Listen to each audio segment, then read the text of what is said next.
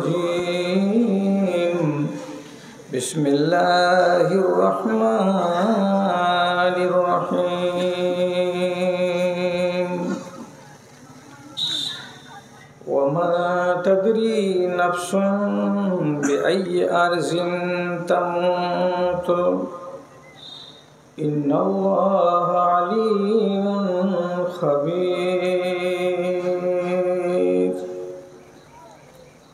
وقال الله تبارك وتعالى أينما تكونوا يدرككم الموت ولو كنتم في بروج مشيدة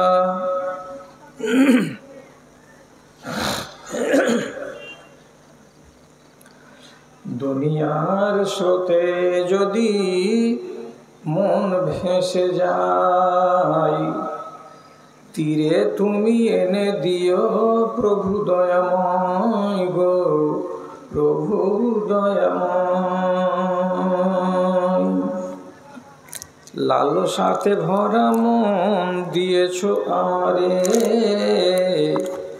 বলো তাকে ধরে আমি রাখি কি প্রকারে, আমি রাখি কি প্রকারে। মন বলে মোহ সুখে আয়ু হোক ক্ষয়, দুনিয়ার স্রোতে যদি মন ভেসে যায়। আদমের ছেলে আমি ধৈর্য জানি না, সাধু সেজে চোখ বুঝে রইতে পারি না, আমি রইতে পারি না। পরিণাম ভেবে মনে লাগে বড় ভয়, দুনিয়ার স্রোতে যদি মন ভেসে যায়, তীরে তুমি এনে দিও প্রভু দয়াময় গো, প্রভু দয়াময়।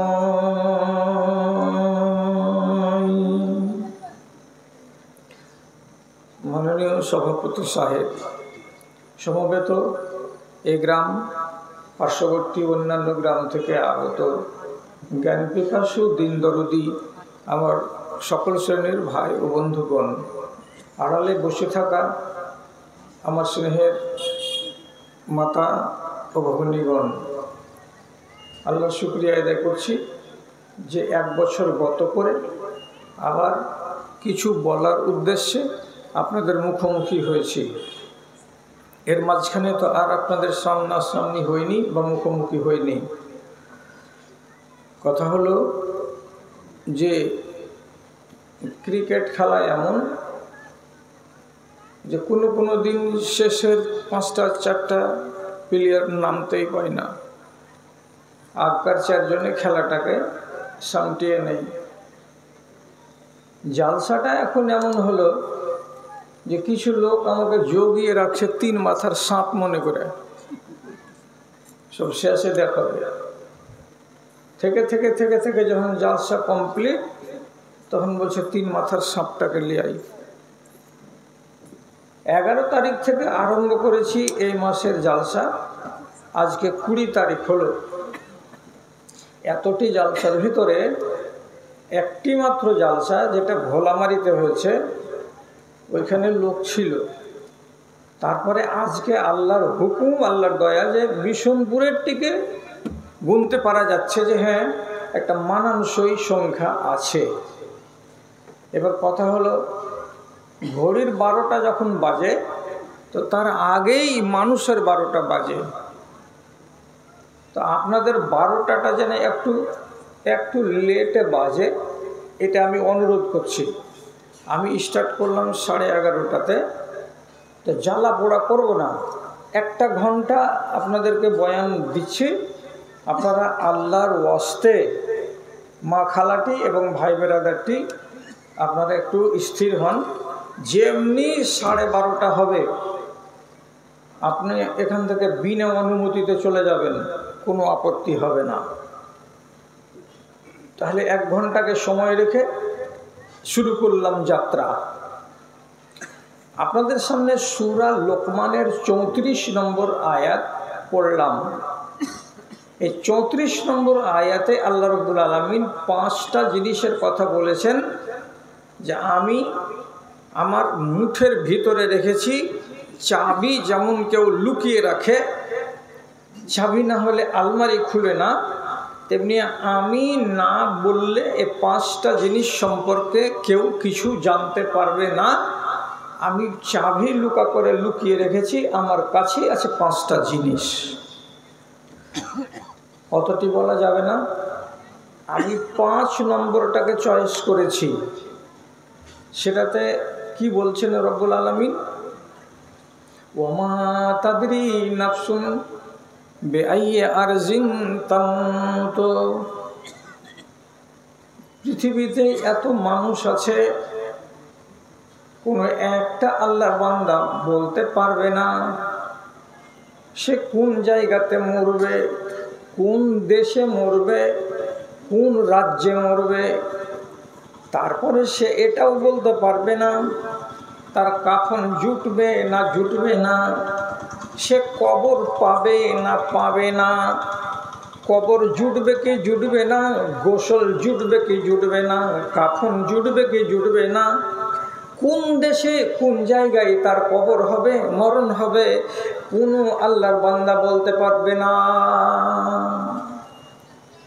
কেউ পারবে না। আল্লাহ লুকিয়ে রেখেছেন কথাটাকে। প্রশ্ন হলো, যদি বেঁচে থাকার জন্য আপনাদের রুচি থাকে যে আমার গলিটা এইরকম হোক, বাড়িটা এইরকম হোক, তো বেঁচে থাকার পরে মরণের যে জীবনটা আছে এখানে আপনার রুচি নেই। রুচি মানে কি? আপনার পছন্দ নেই।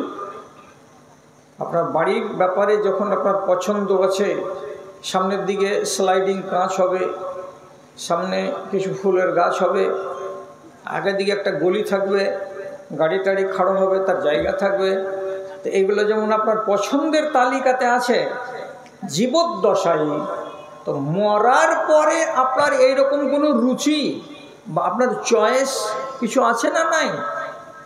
যে আমি মরবো তো এইরকম জায়গাতে মরবো, আমার মাটিটা যেন এইরকম জায়গাতে হয়। তো এইরকম তো আকাঙ্ক্ষা সারা দুনিয়ার মানুষের আছে। আপনি তো কমপক্ষে মনে মনে বলছেন, যতদিন এই কবরস্থানটা না হয়েছিল ততদিন তো এটাই বলতেন, আমাকে আমার বাপের পাশে মাটি দিও, বাড়ির পিছন দিকে বাঁশতলায়, আমাকে অন্য জায়গায় নিয়ে যাও না। উত্তর মাথার লোক হতে গেলে এতদিন এটাই বলতো, যে বলার আর কি আছে মুলি সাহেব, ফিল্ডের উত্তর মাথাতে চামড়া হাজির, ওই যে জমির গোড়াতে জমিটা আছে ওইখানে আমাকে মাটি দিও। কিছু বলার ছিল কি? কিছু ছিল না। কিন্তু চয়েস একটা আছে আপনার মনের ভেতরে লুকিয়ে, যে যদি আমি অমুক জায়গাতে সমাহিত হতে পাই, আমার কবরটা হয় তো ভালো, আমার মায়ের পাশে হয়, আমার বাবার পাশে হয়, আমার দাদার পাশে হয় তো ভালো। এরকম একটা আপনাদের চয়েস আছে। এবার এই চয়েসটার মূল্য আল্লাহ তাআলার কাছে কতখানি? তো বলছি যে উনি জানেন কতখানি। আমার চয়েসের মূল্য আমার কাছে থাকতে পারে, কিন্তু আল্লাহ রাব্বুল আলামিনের কাছে এর কোনো মূল্য নেই। আপনার কথাটা রাখতেও পারেন আল্লাহ তাআলা, আপনার কথাটা নাও রাখতে পারেন আল্লাহ তাআলা, আপনার মননটা ওই জায়গাতে নাও হতে পারে, আপনার মাটি মনে মনে যেখানে চাইছিলেন সেখানে নাও হতে পারে। তবে এটা মনে রাখতে হবে যে মরণ থেকে নিস্তার নেই। কেন নেই? আপনাকে হাসরে যেতে হবে, আপনাকে জান্নাতের জন্য তৈরি করা হয়েছে, ওই ময়দানে ওই দুনিয়াতে আপনাকে হাজির হতে হবে। চরিত্র খারাপ হতে গেলে যাব জাহান্নামে, সেটা আলাদা কথা, কিন্তু আমরাকে আল্লাহ রাব্বুল আলামিন আদমের আওলাদ হিসাবে, মুসলমান হিসাবে তৈরি করেছেন জান্নাতের জন্য। তো অত দূর পর্যন্ত পৌঁছিতে গেলে সোজা সোজা পৌঁছিবে না, মরণের ঘাড়ে চড়ে, মরণের গেট দিয়েই আপনাকে এই দুনিয়াটা ছেড়ে আরেক দুনিয়ায় যেতে হবে।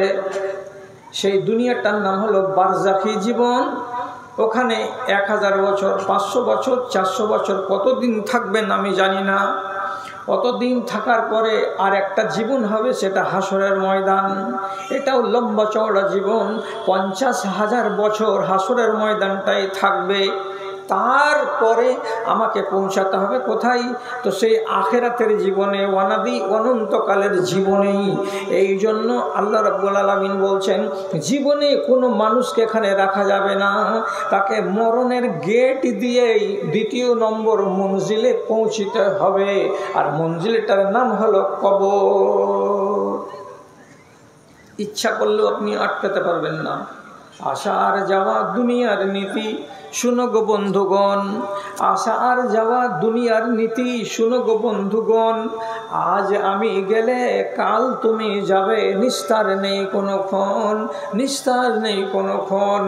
যাত্রী লয়ে খেয়া যায় আসে, এই পার কভু ওই পার। আমি মরে গেলে আমাকে ভাবিয়া অশ্রু ঝরাবে, এমন বেদনা বুকে আছে কার। যেতে হবে। এখন বিশনপুরের লোকের শুভবুদ্ধির উদয় হয়েছে। এরা এখন নিয়ত করে নিয়েছে যে আমরা মরব, তো আমাদের এই কবরস্থানে আমাদের জন্য মাটি হয়। এটা আপনার চয়েস। কিন্তু গোড়াতে প্রশ্ন কতটি করেছিলাম, কোথায় মরবেন জানা আছে কি? কবর হবে কিনা জানা আছে কি? কাফন দাফন পাবেন কিনা, গোসল হবে কিনা জানা আছে কি? কিচ্ছু তো জানা নেই।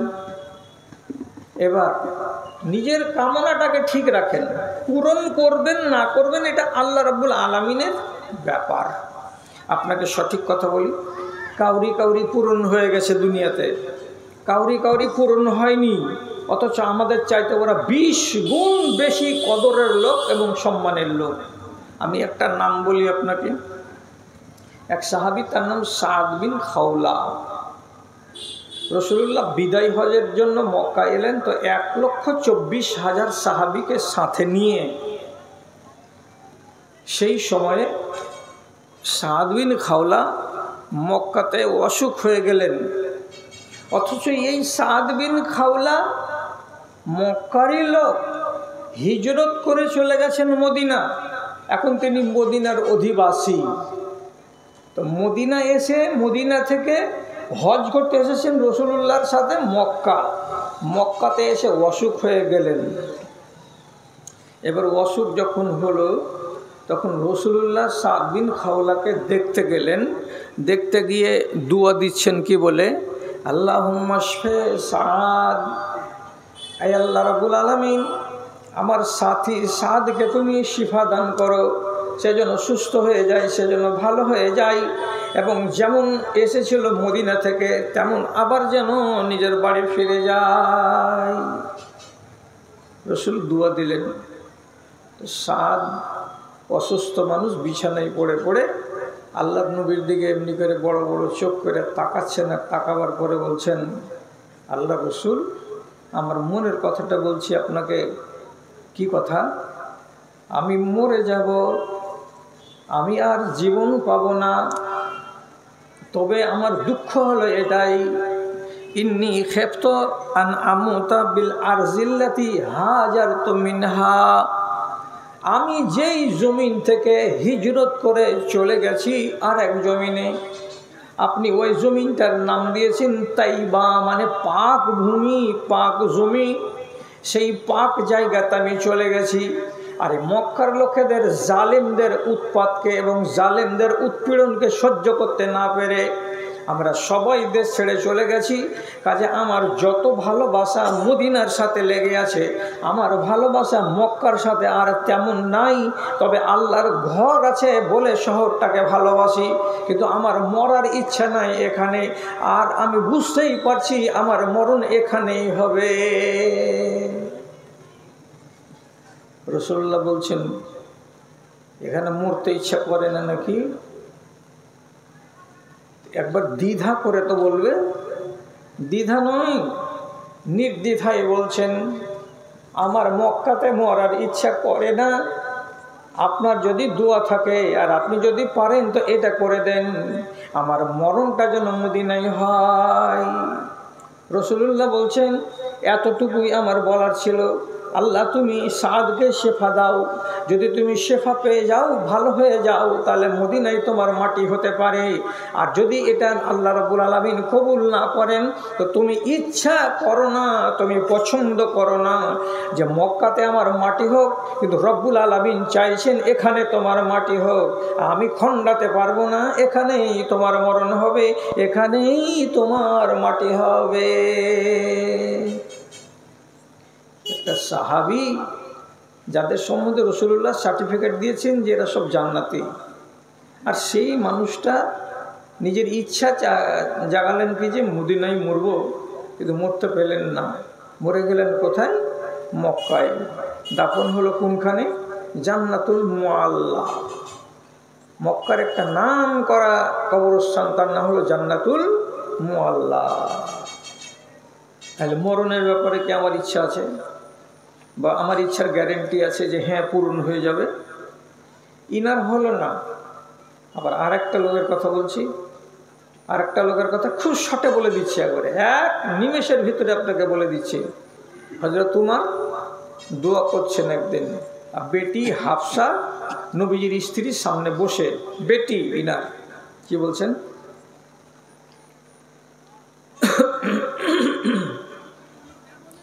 আয় আল্লাহ রাব্বুল আলামিন, আল্লাহুম্মা রযুকনি শাহাদাতান ফি সাবিলিকা ওয়াজআল মাউতি ফি বালাদে নাবিয়িকা ওয়া ফি রিওয়ায়াতিন ওয়াজআল কবরি ফি বালাদে নাবিয়িকা।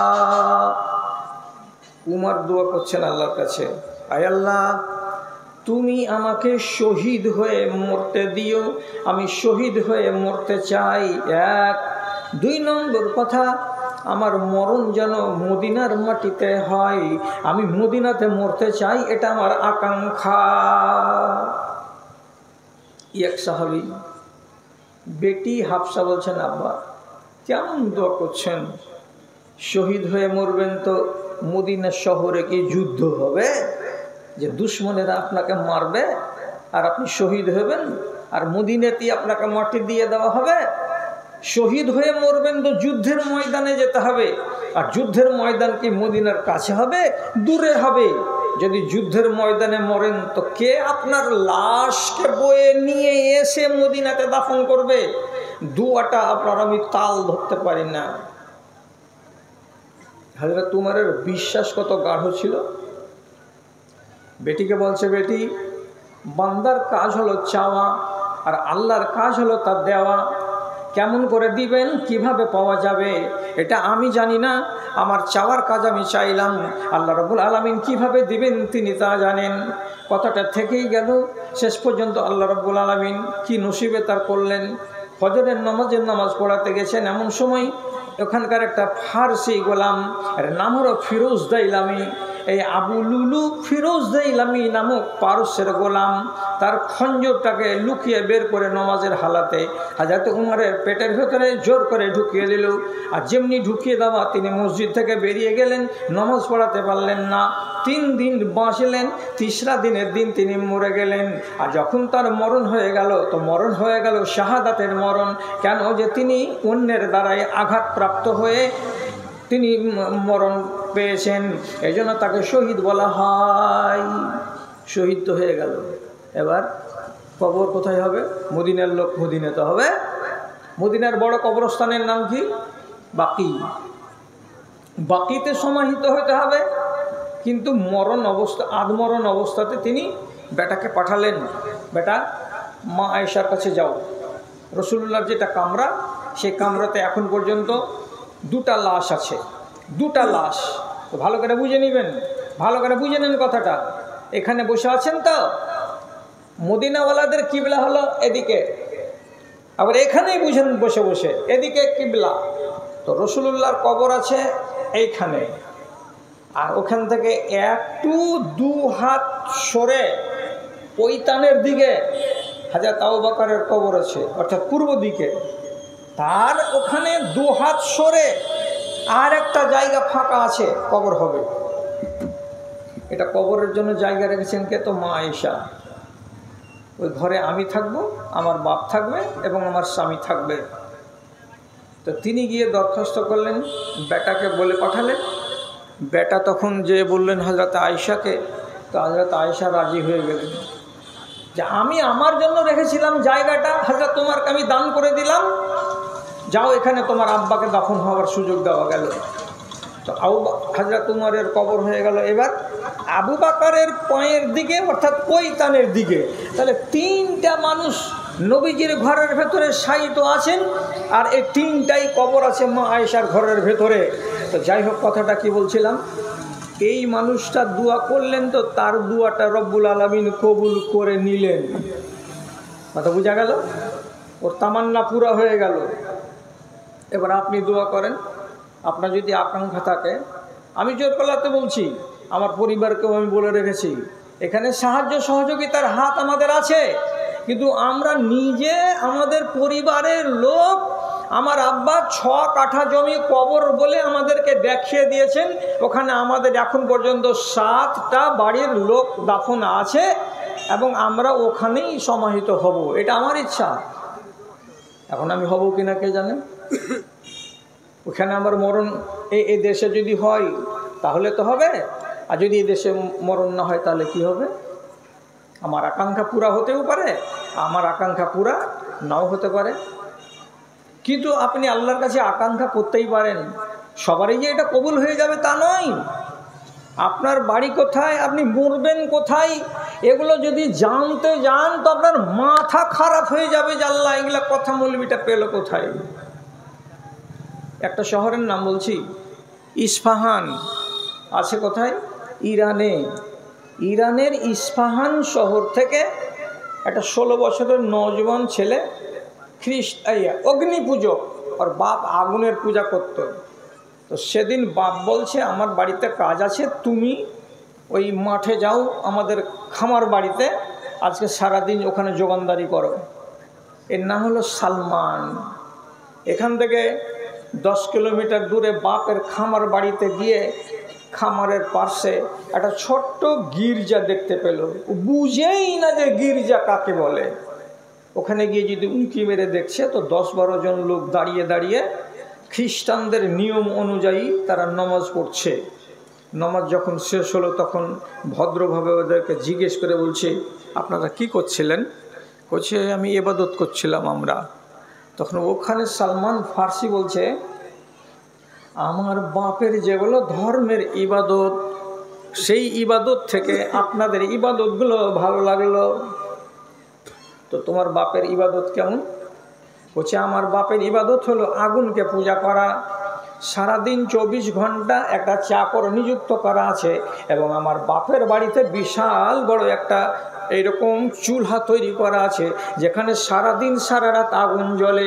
একটা মিনিটের জন্য যদি আগুন নিভিয়ে যায় তো চাকরের চাকরি চলে যাবে, কেন যে মাবুদ নারাজ হয়ে যাবে, আগুন নিভিয়ে কেন গেল রে বেটা। আমার বাপ হচ্ছে আগুনের পূজক, আমিও পূজা করি, আমার বাপও করে, আমার 14 গোষ্ঠী আগুনের পূজা করে। এতে মন ভরে না গো, জি ভরে না, প্রাণ ভরে না। তো আমার ধর্ম থেকে তোমাদের ধর্মটা ভালো লাগলো। আচ্ছা, আর কিছু শিখতে পাওয়া যাবে? যদি শিখার ইচ্ছা থাকে তা আমরা পরশুদিন যাব আমাদের হেডকোয়ার্টার সিরিয়া। তো তুমি ওখানে জেলে যেতে পারো। তো সিরিয়া ওখান থেকে কত দূর আছে? সোজা সোজা কথা হলো, যদি এরোপ্লেনে যান তো ইস্পাহান শহর থেকে এরোপ্লেনকে উড়ে সিরিয়ার মাটিতে যেতে 3 ঘন্টা সময় লাগবে, এত দূরে আছে। ওদের দলে মিশিয়ে গিয়ে বাপকে না বলে বেরিয়ে গেল, চলে গেল শাম বা সিরিয়া। সিরিয়াতে বড় পাদ্রির কাছে থাকলো 3 বছর। কি শিখলো? গাধার ডিম, কিচ্ছু নাই, গরিবের মাল চুষছে, আর পিছন দিকে দানের টাকাগুলোকে, সোনা দানাগুলোকে তামহাড়াতে ভরে ভরে, তামহাড়িতে ভরে ভরে গুছাচ্ছে। কিচ্ছু বলতে পারে না বেচারা নওজোয়ান মানুষ। যখন এই পাদ্রি মরে গেল, লোকেরা খুব সম্মান করলো। তখন নিজে মুখ ফুটে বলল যে এই লোকটাকে তোমরা এত সম্মান কেন করো? যে লোকটা 10 তামহাড়ি টাকা, সোনা আর চাঁদিকে বাড়ির পিছন দিকে দাফন করে রেখেছে, কি করে নেক হয়? যখন হাল জানতে পারলো তো নতুন পাদ্রী ওকে বলছে যে এইখানে তুমি কিছু শিখতে পারবে না, আমি তোমাকে জায়গা বলে দিচ্ছি, এখান থেকে আবার দেখেন দক্ষিণের রাস্তা ধরাচ্ছে ওকে। দক্ষিণের রাস্তা কোন জায়গাতে ধরাবে? তো মদিনা থেকে আর সিরিয়া থেকে মধ্যবর্তী একটা জায়গা, সেই জায়গাটা হিমসনগরীর কাছে, ওইখানে তুমি চলে যাও, ওখানে পাদ্রী আছে, শিখবার মতো অনেক কিছু আছে। বেচারি আবার চলে এল এই জায়গায়, আর একটা নতুন পাদ্রীর কাছে কিছুদিন থাকলো। থাকার পর ওখানকার পাদ্রীটা সত্য কথা বলছে ওকে, কি আমাদের মতো পাদ্রীর পিছনে সারাদিন ঘোরো, সারা মাস ঘোরো তো কিছুই পাবে না। যদি তুমি দিন খোঁজ করতে চাও, আসল আল্লাহকে পেতে চাও, তাহলে আগুনের পূজা বাদ দিয়ে আর আমাদের পিছনে পিছনে ঘোরা বাদ দিয়ে তুমি যদি পারো তো এদিকে একটা শহর আছে, তার নাম হলো তাইবা, তার নাম হলো ইয়াসরিব। ইয়াসরিব শহরে চলে যাও, ওইখানে একজন এমন মানুষকে পাওয়া যাবে যে মানুষটা তোমাকে এমন একটা দিনের দিশা দান করবে, যে দিনটা সম্পর্কে সারা দুনিয়ার আমরা যত ইহুদি আছি, নাসারা আছি, সবাই জানি ওটা হবে বড় হক দিন, ওটা মিথ্যা নয়। ঠিক আছে, চলে যাব। কেমন করে যাব? তো বলছে এখানে বাজার লাগে, বাজারে ব্যবসায়িকরা আসবে, ব্যবসায়িকরা তোমাকে নিয়ে চলে যাবে ওই জায়গায়। তো মদিনার কিছু ব্যবসায়ী এলো, এদের সাথ ধরিয়ে দিল। বেচারি গেল তো গেল, মদিনার পার্শ্বে কোরাইজা নামক গ্রামে গিয়ে উঠলো। ফের ইহুদির বাড়ি, ইহুদির বাড়িতে চাকর খাটতে লাগলো, বাগানে কাজ করছে। আর ইহুদির ছোট ভাই এসেছে নবীজির মসজিদ থেকে, আর আসার পরে বড় ভাইকে গল্প করে শুনেছে, বড় ভাই খবর রেখেছ একটা লোক এসছে মদিনাতে। আর এদিক ওদিকের লোক গিয়ে সবাই মিলে ভিড় লাগাচ্ছে, খুব দামি দামি কথা বলছে, লোকটার কাছ থেকে উঠার ইচ্ছা করে না, আজব আজব কথা বলছে, আবারও নিজেকে নাবি বলছে। তো বড় ভাই তখন বলছে, কবে আসলো রে? শুনছি বলে 15 দিন আগে এসেছে। আর এই সালমান ফার্সি গাছ, নারিকেল খেজুরের গাছের উপরে চড়ে ডগাগুলোকে পরিষ্কার করছে। কথাটা যেমনি শুনলো, ওখান থেকে মুখটাকে নিচু করে বলছে, কোথায় এসেছে কাকা? মালিক বলছে, চুপ, তোকে কে এদিকে কাম দিতে বলছে, তুই নিজের ধান্দা কর। গাছ থেকে নেমে গেল। নেমে যাওয়ার পরে ওই যে দেখে গেছে নবীজিকে, ওই ওকে যে কানে কানে বলছে, চাচা একটু বলেন না কোথায় দেখে আসলেন ওকে? বলছে, আরে এখান থেকে 6 কিলোমিটার 7 কিলোমিটার দূরে একটা জায়গাতে আছে, ওখানেই দেখে আসলাম ওকে। আমি যাব, আমি দেখতে যাব। তো এই ইহুদি ছোট ভাই এই নরম মিজাজের, তো বলছে, শুন, ওকে ওর কাছে যে যাবি তো কয়টা কথা শিখে নে। ওর লোকটা সাদকা খায় না, এই এক কথা, জীবনে কোনো দিন সাদকা খাবে না। 2 নম্বর কথা, যদি তুমি আতিয়া দাও, দান দাও, গ্রহণ করবে।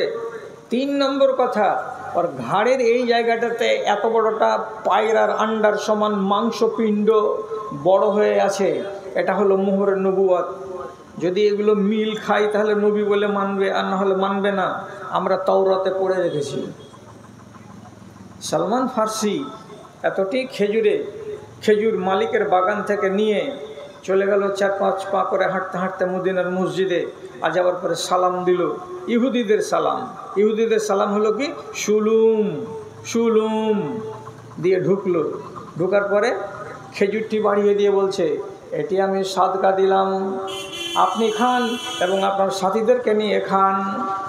রসুলুল্লাহ চোখের সামনে খেজুর কটা নিলেন, আর নেওয়ার পরে একটা খেজুর মুখে দিলেন না, সবটি ওইখানে যত লোক ছিল সবারই ভিতরে বিতরণ করে দিলেন। তখন সালমান ফার্সি বলছেন, ওরে আল্লাহ রে, 1 নম্বর শর্তটা মিলে গেছে, যেটা আমাকে আমার মুনিব বলেছিল যে লোকটা সাদকা খাবে না। এ তো সাদকা খেলো না। আচ্ছা, কালকে আসবো। পরের দিন কালকে আবার এলো। তো এবার এসে তখন রসুল্লাহর কাছে 1 গামছা খেজুর দিয়ে বলছে, এটি আপনাকে হাদিয়া দেওয়া হলো, আল্লাহ রসুল আপনি খাবেন, আপনার সাথীদেরকে খাওয়াবেন।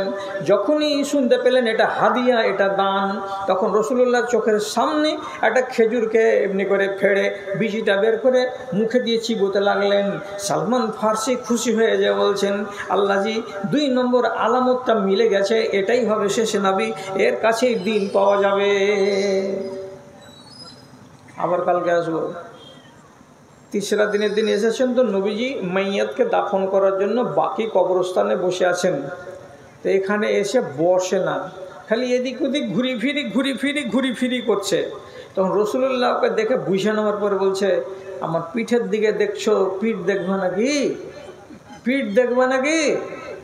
তোমার এই যে ঘুরি ফিরিটা আমাকে মনে হচ্ছে এইরকমই। তখন মুচকি মেরে হাসছে যে জি। রসুল্লাহ এমনি করে কাপড়টা সরালে তো মোহর নবুয়াত দেখতে পাওয়া গেল। তখন সালমান ফার্সি ওই জায়গাতেই আর দেরি না করে রসুলুল্লাহর হাতের দিকে হাত বাড়িয়ে দিয়ে বলছেন, আশহাদু আল্লা ইলাহা ইল্লাল্লাহু ওয়া আশহাদু আন্না মুহাম্মাদান আবদুহু ওয়া রাসূলুহু। আয় আল্লাহ পাকের রাসূল, আমি আপনাকে নবী বলে মেনে নিলাম। 3টা পরীক্ষা আপনার ছিল, আপনি 3টা পরীক্ষাতে পাস করেছেন। আমি আপনাকে চিনে ফেলেছি, আপনি নবী। আপনার কাছে দিন পাওয়া যাবে যে দিনের জন্য পেরেশান হয়ে আমি বাড়াচ্ছি। 16 বছর বয়সে বাড়ি ছেড়েছি, আজকে আমার বয়স 24 বছর 25 বছর হয়ে গেল।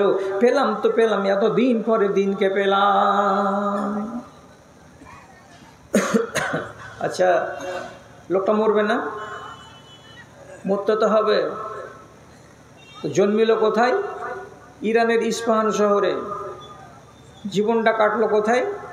তো কিছুদিন সিরিয়াতে, আর কিছুদিন মধ্যখানে কাবুসিয়াতে, আর তারপরে কাটলো কোথায়? তো মদিনাতে। রাসূলুল্লাহর ইন্তেকালের পরে যুদ্ধে বের হলেন। তো যেটা উত্তর এলাকা বাগদাদের, সে বাগদাদের উত্তর এলাকায় মাদায়েনের টাউনে উনি মারা গেলেন। তাহলে এবার আপনি বলেন, লোকটার বাড়ি কোথায়, এলো কোথায়, আবার সেখান থেকে গেল কোথায়, এবং মরণ হলো তার কোথায়? 4খানা জায়গা তার জীবনে ভাইটাল। তার মানে ইচ্ছা তিনি যেটা করেছিলেন সেটা হলো না। মরণ হলো কোথায়? তো নির্জন এক জায়গায়। মরণের কোনো গ্যারেন্টি নেই যে আপনি কোন মাটিতে মাটি হতে পাবেন, আর আপনার ইচ্ছা পূরণ হবে কি হবে না। এরা তো হলো সাহাবী। আরে আমি নবীর কথা বলছি আপনাকে। নবী মুসা আলাইহিস সালাম এত জাদ্রেল নবী। একজন ইহুদিদের বড় নবী হলেন মুসা আলাইহিস সালাম।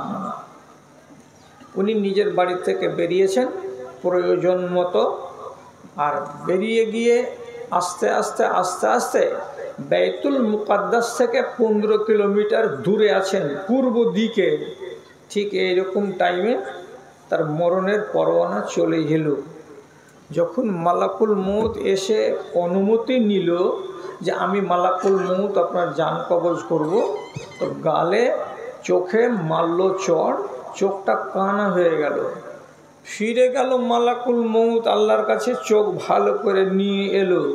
তারপরে বুখারী শরীফের হাদিস, নবী মুসাকে বলা হলো একটা ভালো গায়ের পিঠের উপরে হাত রাখেন, যতটি লোম চাপা যাবে অত বছর বেঁচে থাকতে পারবেন।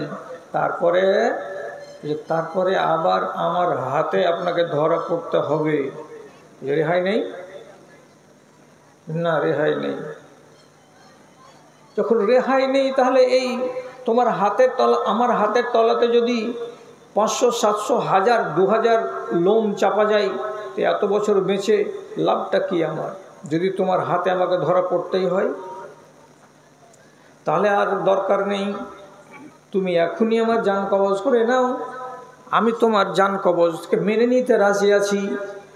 যখন জান কবজের অনুমতি হচ্ছে, তখন হযরতে মুসা আলাইহিস সালাতু ওয়াস সালাম আল্লাহ রাব্বুল আলামিনকে বলছেন, পরওয়ারদিগার, দুনিয়ার মানুষ সুখে থাকলেও তোমাকে ডাকে, দুঃখে থাকলেও তোমাকে ডাকে। আমি মরবার কালে তোমার কাছে একটা দোয়া রাখছি, আল্লাহ তুমি আমার দোয়াটা কবুল করো। কি দোয়া? কি দোয়া করছেন? তো বুখারী শরীফের রিওয়ায়াতে পাওয়া গেছে, ফাসাআলাল্লাহ আন ইউদনিহি ইলা বাইতুল মুকাদ্দাসে রামিয়াত হাজারিন।